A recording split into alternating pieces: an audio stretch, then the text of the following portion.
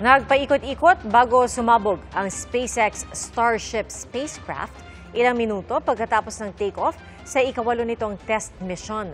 Namatay ilang makina ng spacecraft at nawalan pa ng contact dito ang kumpanya. Ang pagbagsak ng ilang debris na mataan sa Miami, Florida, gayon din sa Bahamas. Nag-iimbestiga na rin daw ang Federal Aviation Administration ng Amerika. Ngayong taon, ito na ikalawang beses na nauwi sa pagsabog ang pagtatangka para sa Mars rocket program ni Elon Musk. Binigyan parangal sa kauna-unahang Babae Awards ang GMA Integrated News Anchor at GMA Kapuso Foundation Ambassador na si Mel Tiangco. Kasama yan sa mga pagkilala sa top women business leaders at entrepreneurs ng Women's Business Council Philippines o Women Biz PH. Iginawad kay Tiangco ang Community Impact Award. At sa kanyang speech, hinikayat ni Tiangco ang pagbibigay pugay sa lakas, katatagan at determinasyon ng kababaihan.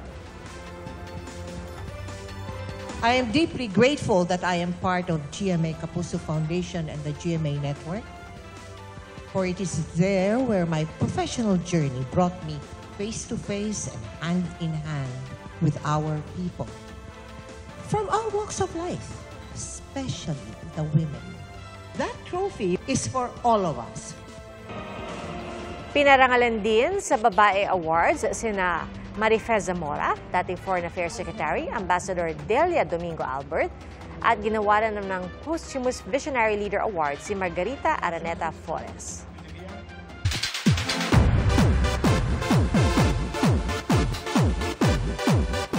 Hindi lang siya reyna sa pageant, kundi reyna rin sa pagkanta. Narito na ang Reyna na debut single ni Sparkle Beauty Queen Michelle D.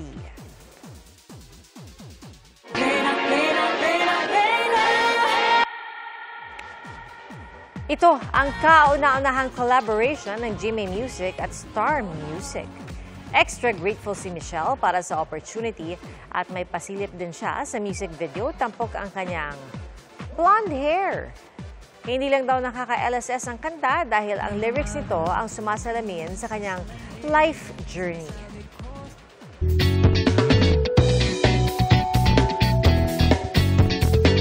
Wala naman sa boxing ring pero tila napapalaban din sa suntukan ang isang babae sa Coronadal City.